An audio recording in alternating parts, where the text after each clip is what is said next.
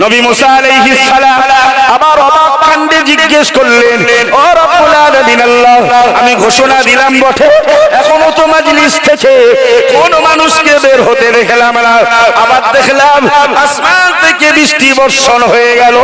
ও রব্বুল আলামিন আল্লাহ, কারণটা উল্লেখ করে একটু জানিয়ে দিই। আমি তো লোকটাকে চিনলাম না, লোকটাকে আমি জানলাম না, কেউ তো এখনো বার হলো না।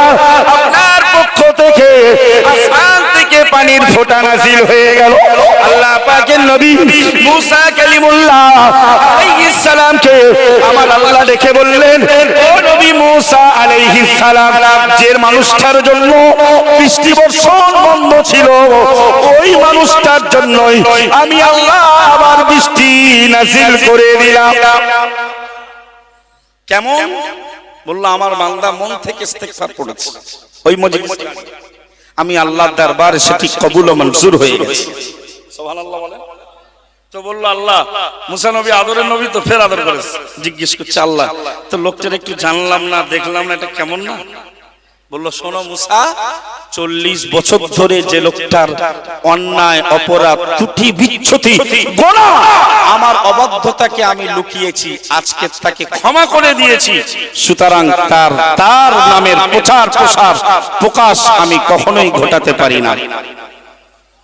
আল্লাহ আমাদের প্রতি দয়াবান কিনা?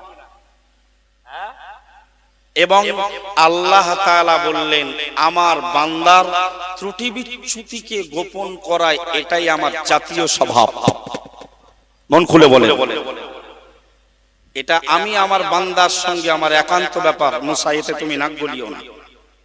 প্রিয় নবী মুহাম্মদুর রাসূলুল্লাহ সাল্লাল্লাহু আলাইহি ওয়াসাল্লাম এই প্রসঙ্গে চূড়ান্ত হাদিস বর্ণনা করে দিলেন, ইন্না লিল্লাহি 99 ইসমান ইল্লা মিআতুন ওয়াহিদা ফামান আহসাহা ফাদাখালাল জান্নাতা আও কামা ক্বালা আলাইহিস সালাম। আল্লাহ পাকের নবী মুহাম্মদুর রাসূলুল্লাহ সাল্লাল্লাহু আলাইহি ওয়াসাল্লাম সাহাবী হুজুরদের ডেকে বললেন, ও আমার সাহাবীরা, মনে রাখো, আল্লাহ তাআলার আল্লাহ নামটা ব্যতীত 99টা গুণবাচক নাম রয়েছে। ও আমার সাহাবীরা, ও আমার উম্মতিরা, মনে রাখো, আমার আল্লাহর আল্লাহ নামটা ছাড়া একটা কম 100টা গুণবাচক সিফাতি নাম রয়েছে। আমি আল্লাহর নবী বলছি, ফামান আহসাহা, ওই 99টা গুণবাচক নাম যে বা যারা অন্তরে ধারণ করবে, মুখস্থ করে ফেলবে, আমি আল্লাহর নবী বলছি, ফাদাখালাল জান্নাতা, ওই লোকটা আল্লাহ দয়ার জান্নাতি হয়ে যাবে। একটু জোরে বলুন সুবহানাল্লাহ, আর উচ্চ আওয়াজে বলুন সুবহানাল্লাহ। নারায়ে তাকবীর। আল্লাহর আল্লাহ নাম ব্যতীত কটা নাম আছে? সবাই বলেন। একটি কম 100 তথা 99 আল্লাহর নাম আছে। এগুলো গুণবাচক নাম। ফর এক্সাম্পল, আমি আব্দুর রাকিব, কোরআন মুখস্থ করেছি, তাই আমার একটা গুণবাচক নাম হাফেজ। হাফেজ মানে সংরক্ষণকারী। আমি কিতাব পড়েছি, তাই আমার একটা গুণবাচক নাম মাওলানা বা আলেম মানে জ্ঞানী। আমি কোরআনকে বিশুদ্ধ তেলাওয়াত করতে পারি, তাই আমার একটা নাম কারি। আপনি রোডে গাড়ি চালাতে পারেন, আপনার নাম আব্দুল জব্বার, তাই আপনার গুণবাচক নাম ড্রাইভার।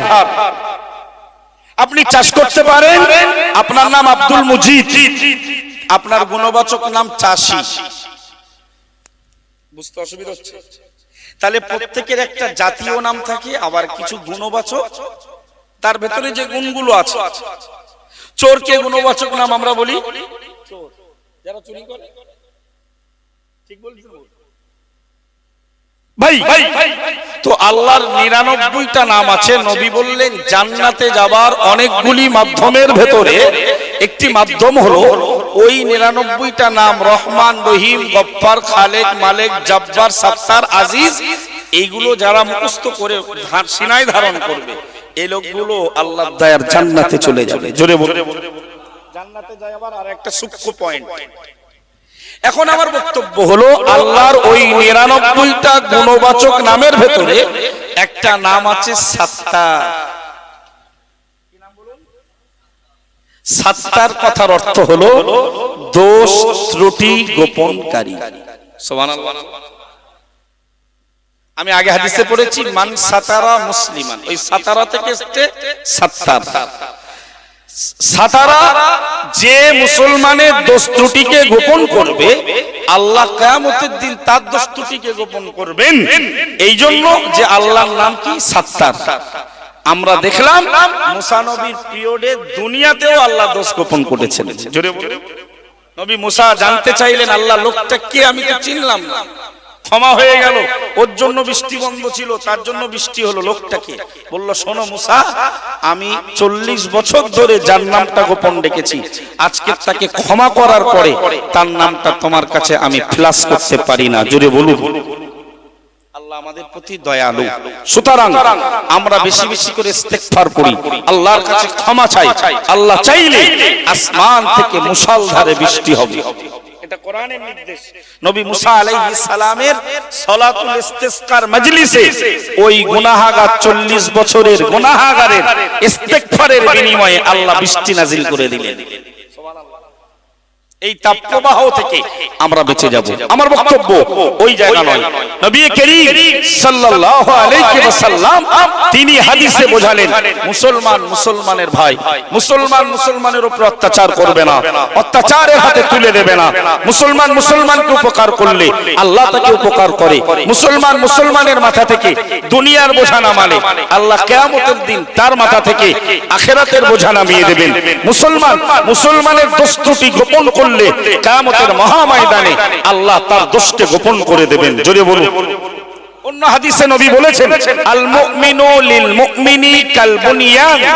নবী বললেন মুমিন মুমিনের জন্য, মুসলমান মুসলমানের জন্য একটি প্রাসাদ সাদৃশ্য, একটি বিল্ডিং এর মতো। সুবহানাল্লাহ।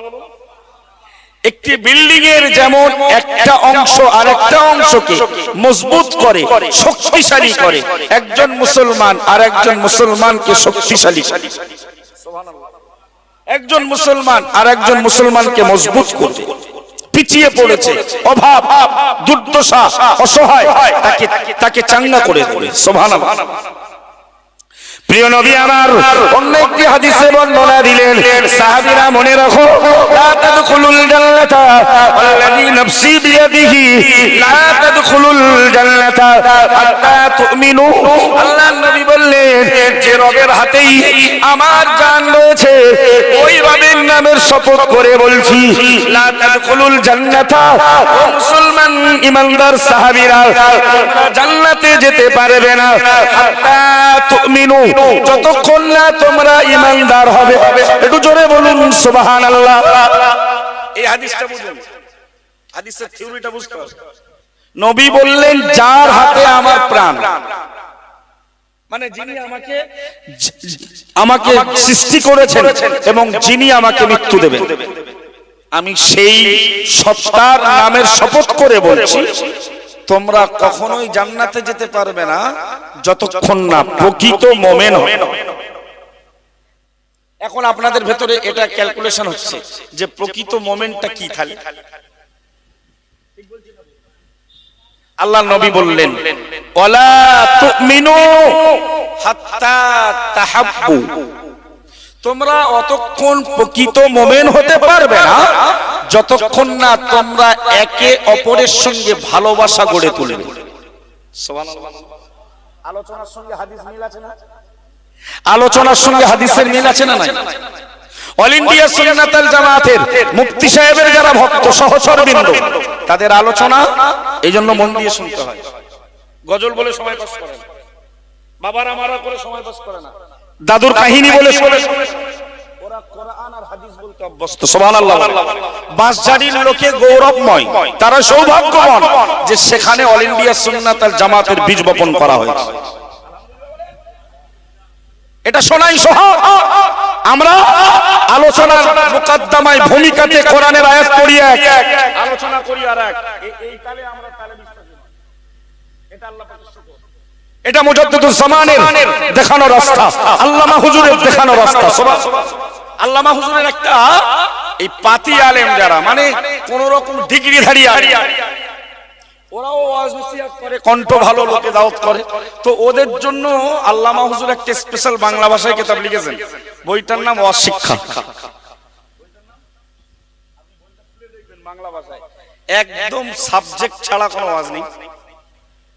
এই পাতি হুজুর যারা আমাদের বিরুদ্ধে সমালোচনা করে, অল ইন্ডিয়া সুন্নাত আল জামাতের কর্মকাণ্ডকে স্থগিত করতে চায়, এরা ওই কিতাব পড়েও ওয়াজ করার মতো দক্ষতা রাখে না। তার মানে এরা এই স্টেজে ওঠার কোনো যোগ্যতাই রাখে না। আল্লামা রুহুল আমিন রাহমাতুল্লাহ আলাইহি পাতি ডিগ্রিধারী আলেমরাও সমাজে আমন্ত্রিত হচ্ছে, দাওয়াত পাচ্ছে। তাদের জন্য সাবজেক্ট ওয়াইজ 8 খণ্ডে বিভক্ত ওয়াজ শিক্ষা লিখে বোঝালেন যে কোরআন হাদিসের মাপকাঠিতে ছাড়া জলসা। এরা ওই কিতাবটাও পড়ে হল করতে পারে। আরে ভাই, আল্লামা হুজুরের কিতাব পড়ার জন্য যোগ্যতা লাগে, কিতাব পড়ে বোঝার যোগ্যতা লাগে। ও বাংলা ভাষায় হুজুরের নামাজ শিক্ষা পড়ে সব জায়গায় বুঝবেন না, সাধারণ লোকে সব জায়গায় বুঝতে পারবে না। আল্লামা হুজুর কি সম্পদ ছিল, সে যারা তার কিতাব পত্র, তার চরিত্র, তার জীবন আদর্শ পড়ে, তারাই একমাত্র জানে। ঠিক না ভুল? রতনে রতন চেনে, রতনে মুফতি সাহেব হুজুর কিবলা তো তাকে হয়তো চোখে দেখেননি, কিন্তু তারই আদর্শে অনুপ্রাণিত। এই জন্যই তো সমাজ আজকে তাকে, আমার বাড়ি ডায়মন্ড হারবার, ডায়মন্ড হারবারেও চলছে প্রায় 10-12টা মডেল। আজকেও ফোন আসলো যে হুজুর হাওড়া উলুবেড়িয়াতে একটা মডেল শুরু করতে হবে। আগামী দিনে অল ইন্ডিয়া সুন্নাত আল জামাত অরাজনৈতিক প্ল্যাটফর্মে বাংলার মাটিতে ইনশাআল্লাহ দাদা পীর কেবলা এবং আল্লামা হুজুরের প্রকৃত সিলসিলার এরাই হ্যান্ডিং ইনশাআল্লাহ বলে। সেদিন আর বাংলার মাটিতে খুব দূরে নয়, খুব কাছে। বাংলা জুড়ে আল্লাহ শকর আমরা যে মডেল সিস্টেম চালু করেছি। একটা সময় দেখছিলাম বিরোধী গোষ্ঠী, বিভিন্ন অন্যান্য দল মতের মানুষেরা যারা সিলসিলা বিরোধী, তারা মক্তব সিস্টেম এনে আমাদের সিলসিলাকে ধরাশয়ী করছিল। অনেক বক্তব্য বেরিয়েছিল কেরল মডেল বক্তব্যের আগে, তারা কিন্তু দাদা হুজুরের সিলসিলা নয়, আমাদের গোলা করতে শুরু করেছিল।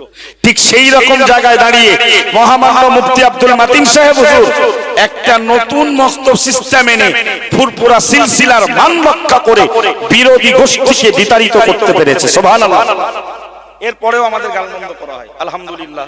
নবীও গালাগালি খেয়েছে, আর হক কথা সত্য কথা বললে সব সময় ও নিজের স্ত্রীও বলবে পেপার রেডি করো, তোমাকে ডিভোর্স দেবো।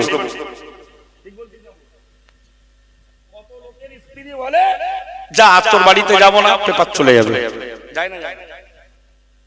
সুতরাং হক কথা বললে গুলো হয়। নবী আদম আলাইহিস সালামের 2 সন্তান, নবী আদম আলাইহিস সালামের হাবিল আর কাবিল, বিখ্যাত ঘটনা। পৃথিবীর প্রথম মার্ডার কেসের আসামি কে বলেন? নবী দাদা। কে বলুন? আমরা জাদা শুনলে আর ব্রেন কাজ করে না, ওরা অমুক জাদা, ওদের একটা বিরাট ইজ্জত আছে। নবী আদম আলাইহিস সালামের বেটাকে তো নবী জাদা বলতো। কাবিল এ বলো পৃথিবীর প্রথম অ্যাডাম টু মার্ডার কেসের আসামি। এরা দুজনা জন্মগ্রহণ করলো 2 বোনকে সঙ্গে নিয়ে, জোড়া জোড়া। আল্লাহ আদম নবীকে শরীয়তের বিধান দিলেন যে হাবিলের জোড়াকে কাবিল বিবাহ করবে, কাবিলের জোড়াকে হাবিল বিবাহ করবে। তখনও ভাই বোনের বিবাহ হারাম নয়। সূরা নিসার যে আয়াতে হুররিমাত আলাইকুম উম্মাহাতুকুম ওয়া বানাতুকুম, এই আয়াত তো আমাদের নবীর জামানায় নাযিল হয়েছে, তখন এটা বৈধ ছিল। এখন ঘটনাক্রমে হাবিল যে জোড়ার সঙ্গে জন্ম লাভ করেছে, ওই আদম নবীর মেয়েটা একটু দেখতে তুলনামূলক কাবিলের জোড়ার থেকে একটু খামখাম। আল্লাহর সৃষ্টি। কাবিল এই সিদ্ধান্ত মেনে নিতে চাইলেন না, আল্লাহর সিদ্ধান্ত কাবিল মানতে চাইল যে না, আমি আমার জোড়াকেই বিবাহ করব, সুন্দরী। আর সুন্দরী মেয়ে এটা দুনিয়া, আল্লাহ নবী বললেন আমার ইন্তেকালের পরে আমার উম্মতের জন্য নারী জাতি থেকে বড় ফিতনা আর দুনিয়ায় আমি রেখে যাই। ঠিক বলছি না? নারী কঠিত কেস, ফিতনা, মারাত্মক ফিতনা। আল্লাহ আমাদের সকলকে আল্লাহ হেফাজত করুক, বলুন আমিন। ব্যাস, কাবিল সুন্দরীর সৌন্দর্যে পাগল হলো। আব্বার সিদ্ধান্ত নিল না, আল্লাহ সিদ্ধান্তকে বুড়া আঙুল। আল্লাহ বললেন তাহলে অন্য একটা যুক্তি তর্ক দাও, অন্য একটা প্ল্যাটফর্ম দাও। আল্লাহ নবী আদম নবীকে আল্লাহ বললেন দুই ভাইকে কুরবানি করতে বলো ক্ষমতা অনুযায়ী, যার কুরবানি আল্লাহর কাছে কবুল হবে। আমাদের নবীর আগে পর্যন্ত কুরবানি করে ফাঁকা ময়দানে রেখে আসা হতো, আসমান থেকে আগুন এসে যেটাকে স্পর্শ করত ওটা কবুল, যেগুলো স্পর্শ করত না সেগুলো আল্লাহর কাছে কবুল হয়নি। তো আদম নবীর দুই সন্তান হাবিল আর কাবিল এই সিদ্ধান্তটা মেনে নিলেন। কাবিল এক বড় পশু কুরবানি করলো, অনেক সম্পদের মালিক। হাবিল অর্থ সম্পদে পিছিয়ে, উনি এক বোঝা গম কুরবানি করলেন। ঘটনাক্রমে হাবিলের কুরবানি আল্লাহর কাছে কবুল ও মঞ্জুর হয়ে গেল। যার কুরবানি কবুল হবে সে সৌন্দর্যের বিবাহ।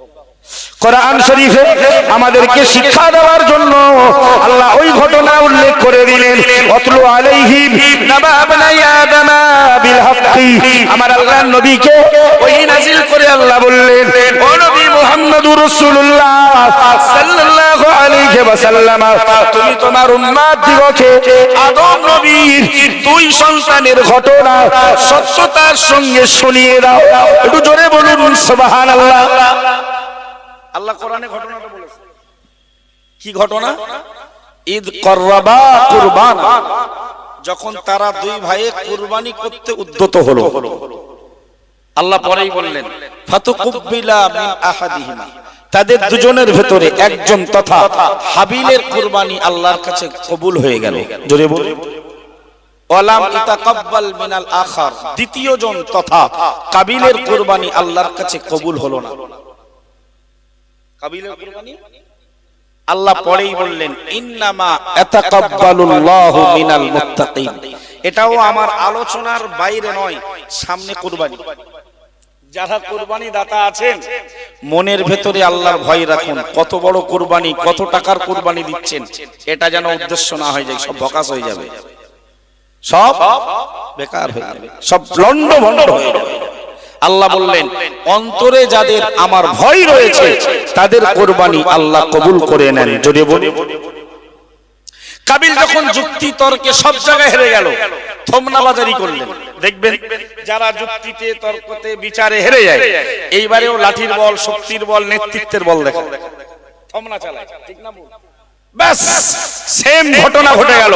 কাবিল হাবিলকে লক্ষ্য করে বললেন লা আকতুলান্নাকা, অবশ্যই অবশ্যই হাবিল এই সুন্দরীকে বিবাহ করতে হলে যদি তোকে হত্যা করতে হয় আমি তোকে হত্যাও করে দেব।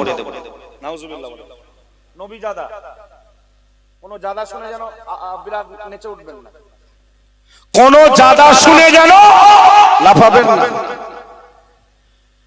নবী জাদা আদম নবীর রক্ত ও দেহে, সেই কাবিল ভাইকে বলছে অবশ্যই অবশ্যই তোকে হত্যা করবই। আল্লাহ পাকের নবী সাইয়্যিদুনা আদম আলাইহিস সালামের প্রিয় পুত্র, আল্লাহ তাআলার প্রকৃত বান্দা, আল্লাহর বিশ্বাসী বান্দা হাবিল আলাইহিস সালাম বললেন, হে আমার ভাই কাবিল, মনে রাখো তুমি তোমার হাতকে আমার দিকে প্রসারিত করলে আমাকে হত্যার জন্য, আমাকে মেরে ফেলার জন্য। যদি তুমি তোমার হাতকে আমার দিকে প্রসারিত করে দাও, মানা বিবাসিতি ইয়াদিয়া ইলাইকা লিয়াকতুলাকা, আমার ভাই কাবিল মনে রাখো, কিন্তু আমি হাবিল আমার হাতকে তোমাকে মারার জন্য তোমার দিকে কখনোই বাড়াবো না।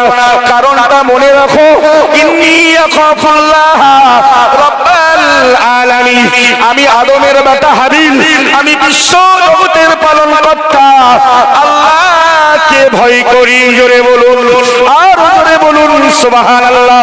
নারে তাকবীর। আদমের বেটা কাবিল, তার অন্তরে কোনো আল্লাহর ভয়, আল্লাহর ভয়, তাই বিরাট লম্বা চওড়া থমনাবাজারি করছে।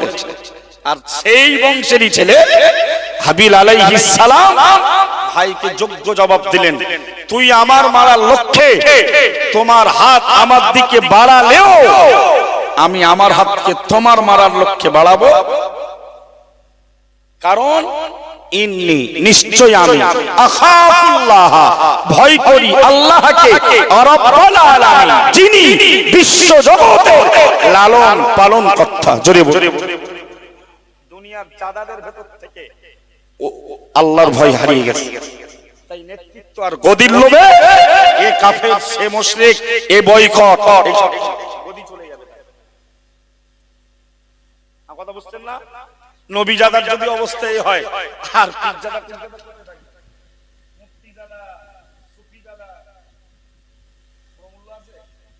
কোরআনের 8 পারা 18 পারা 7 পৃষ্ঠা সূরার নাম সূরাতুল মুমিনুন। আল্লাহ বললেন ফাইদা নুফিখা ফিস-সূর, সিংহায় যখন ইসরাফিল দ্বিতীয়বার ফুৎকার দেবে, মানে কিয়ামত সংঘটিত হবে, ফালা আনসাবা বাইনাহুম ইয়াওমা ইদিন, সেই দিন মানব জাতির ভেতরে বংশীয় কোনো সম্পর্ক স্থাপন থাকবে না। নাউজুবিল্লাহ বলে ওয়ালা ইয়াতাসালুন, কে সৈয়দ, কে পাঠান, কে শেখ, কে সিদ্দিক, কে কোন বংশে জন্মেছে, এই বংশীয় ব্যাপারে কোনো জিজ্ঞাসাও করা হবে না। What is this? কে নিমাই চাঁদের পদা, কে অমুকের জাদা, इसके बारे में कोई पूछताछ नहीं होगा। এটা নবীজাদা দিয়ে শিক্ষা নাও। সুতরাং আল্লাহর ভয় অন্তরে রাখতে হলে ভ্রাতৃত্ব বন্ধন ঠিক রাখতে হবে। আল্লাহ নবী বললেন লা তাদখুলুল জান্নাহ হাত্তা তুমিনু, জান্নাতে যেতে পারবে না প্রকৃত মুমিন না হলে, ওয়ালা তুমিনু হাত্তা তাহাব্বু, তোমরা প্রকৃত মুমিন হতে পারবে না যতক্ষণ না পরস্পর একে অপরের সঙ্গে ভালোবাসা গড়ে তুলতে পারবে। জোরে বলেন। পরে আল্লাহ নবী বললেন আফালা আদুল্লুকুম আলা আমরিন ইদা ফাআলতুমুহু তাহাবাবতুম আফসুস সালাম বাইনাকুম আও কামা ক্বালা আলাইহিস সালাম।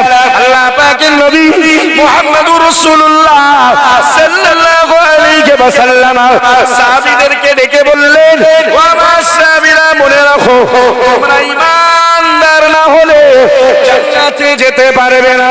পরস্পর ভ্রাতৃত্ব বন্ধন বজায় না রাখলে, একে অপরকে ভালো না বাসলে তোমরা মুমিন হতে পারবে না। আল্লাহর নবী পরেই বললেন, আমি কি এমন একটা আমলের কথা তোমাদের বলে দেব না, এমন একটা কাজের কথা আমি রাসূল কি তোমাদের বলে দেব না, যে কাজটা পালন করলে, যে আমলটা মানলে তাহাবাবতুম, তোমাদের একে অপরের সঙ্গে ভালোবাসা বেড়ে উঠবে। জোরে বলুন, আরো জোরে বলুন সুবহানাল্লাহ। আল্লাহ নবী এবার বললেন আফসুস সালাম বাইনাকুম, ওই আমলটা হলো তোমরা সালামের প্রচার প্রসার ঘটিয়ে দাও।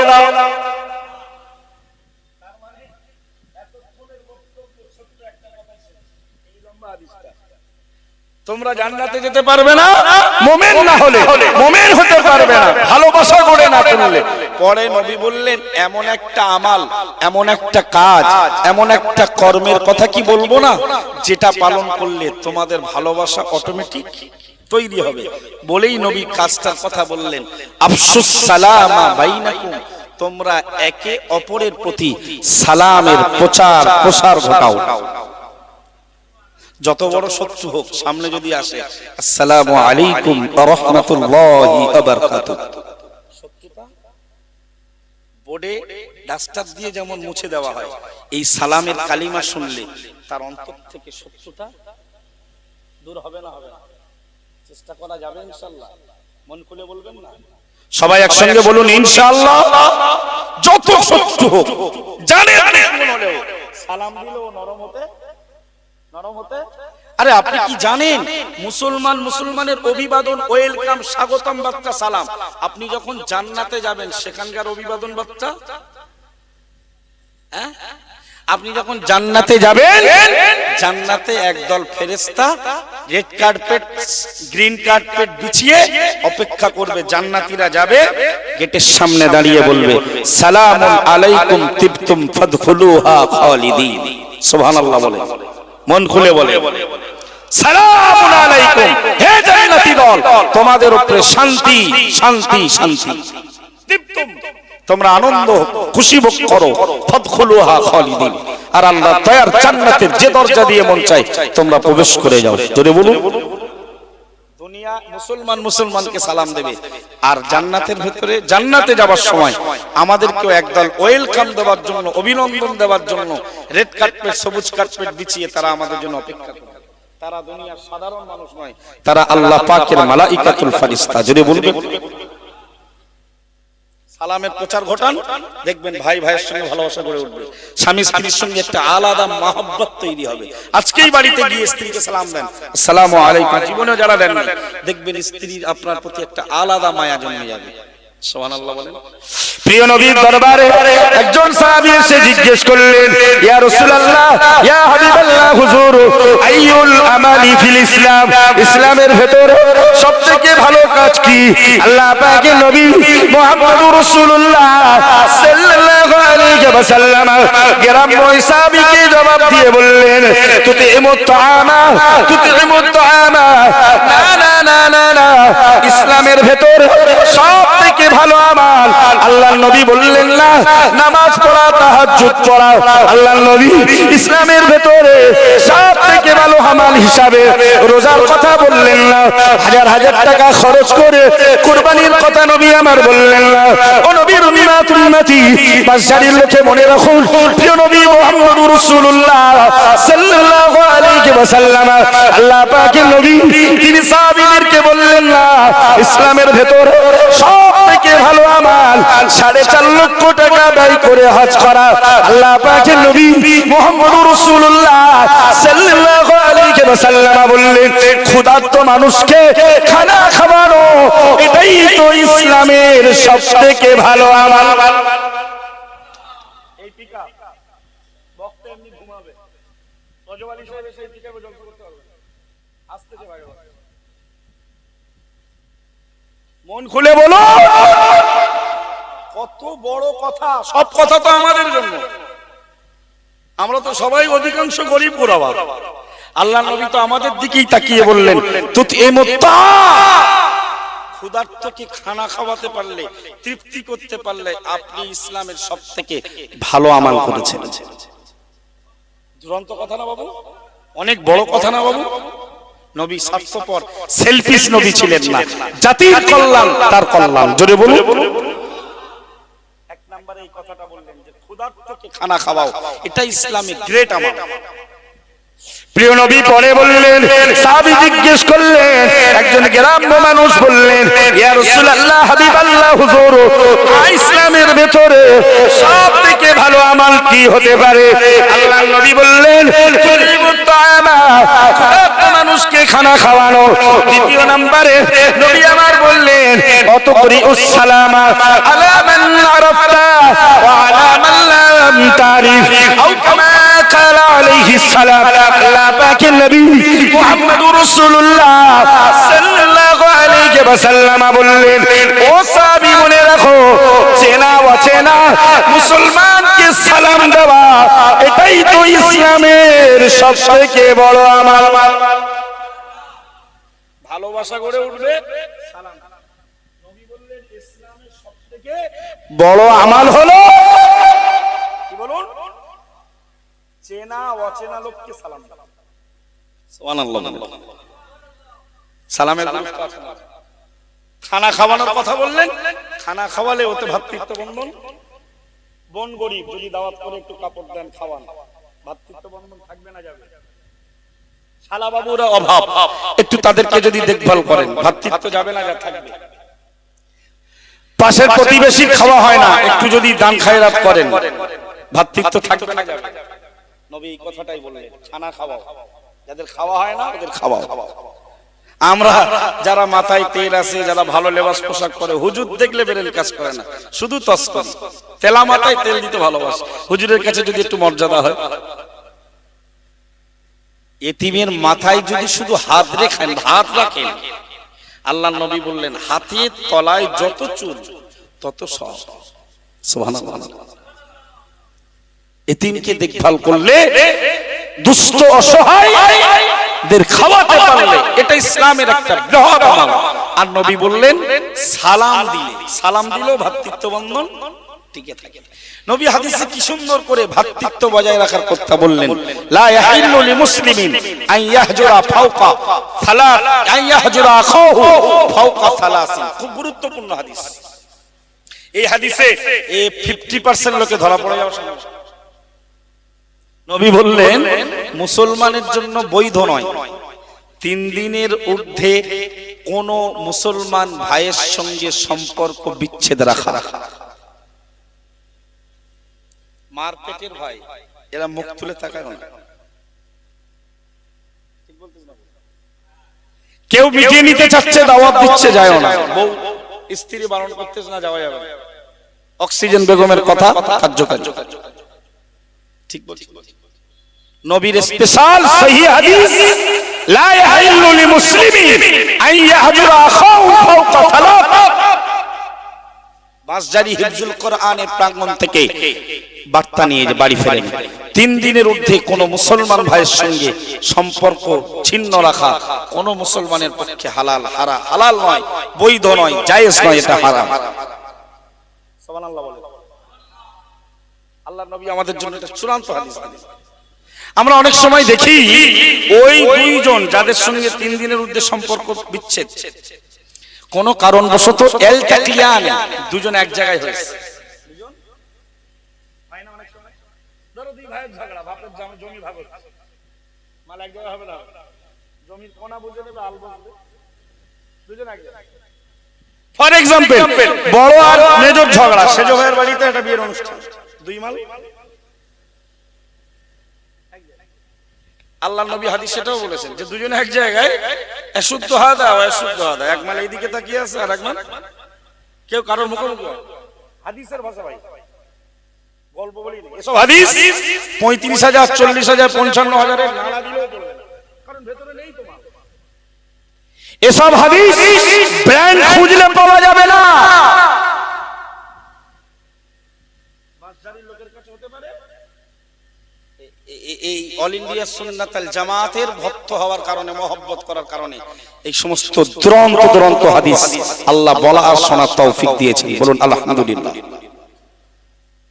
একদম বাস্তব যেটা ঘটে, রাসূল হাদিসে তাই বলে গেছে যে দুজনা সম্পর্ক ছিন্নকারী এক জায়গায় হয় কোন কারণবশত, একজন এদিকে আর একজন, এটা বাস্তবে হয় না। এইবারে আমি ফায়সালা দিচ্ছি হাদিস থেকে, ফায়সালা মেনে নেবেন তো ইনশাআল্লাহ? বলেন সবাই ইনশাআল্লাহ বলেন।